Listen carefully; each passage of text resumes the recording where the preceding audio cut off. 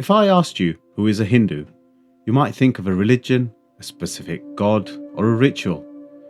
But if you dig deeper, the word itself dissolves. The word Hindu isn't in the Vedas. It's a geographical tag given by the Persians to the people living beyond the Sindhu or Indus River. It was never about belief, it was about location. The true name, the original operating system of this wisdom is Sanatan Dharma. Sanatan means eternal, Dharma is cosmic law. Gravity is Sanatan. It works whether you believe it or not. This is a science of the soul, not just a faith. Let's decode this. Imagine the spiritual journey isn't a cave in the Himalayas, but a journey through a massive, chaotic, modern metropolis. Let's call it Maya City. You are here, stuck in the traffic of existence. Your goal? To reach divine consciousness, a sanctuary of pure peace situated high in the quiet hills just outside the city limits. How do you get there? There's no single road. In Sanatan Dharma, we identify 4 primary modes of transport, 4 distinct personalities suited for 4 different paths. These are the 4 yogs. First, the Raj Yogi, the royal path. This traveller is disciplined. He shuts out the noise. He doesn't take the bus. He walks a straight line, eyes closed to the distractions, focusing inwards. Second, the Gnan Yogi, the path of intellect. This is the scholar. She studies the maps. She analyzes the train schedules, understanding the engineering of the bridges. She reaches the destination by understanding the route perfectly. Third, the Karma Yogi, the path of action. This traveller doesn't just walk, he helps clear the road for others. He fixes the broken down cars, he helps the elderly across the street. He moves forward by serving the city itself.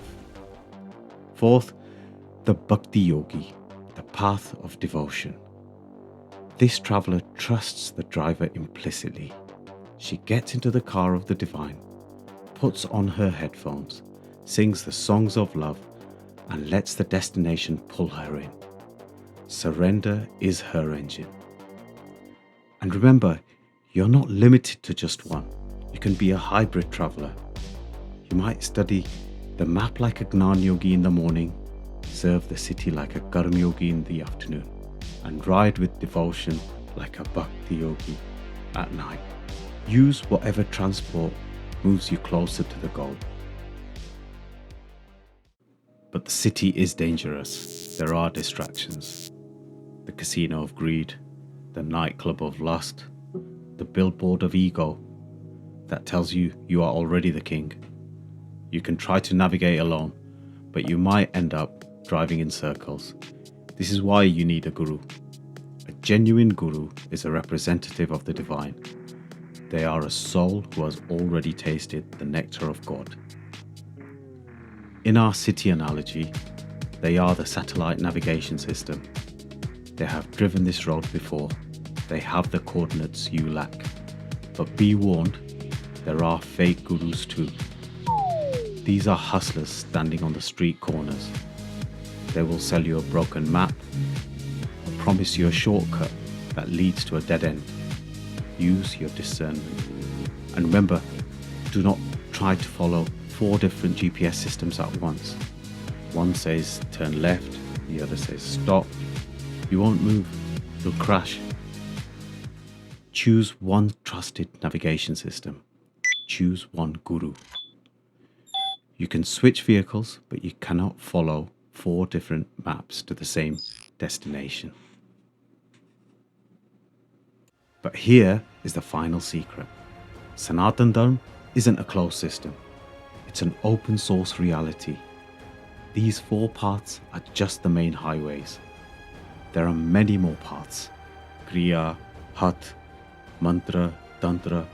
In fact, this Dharma is so vast, It acknowledges that every personality is unique. You don't just pick a path, you can customize your vehicle. This is why it is not a religion in the box-ticking sense. It is a way of life. A highway where a Ferrari, a bicycle, and a walker can all travel side by side. Different beliefs, different traditions, different speeds, but all moving towards the same divine summit. That is the true definition of a civilized spirit. Your journey, your vehicle, one destination. I am the spiritual decoder.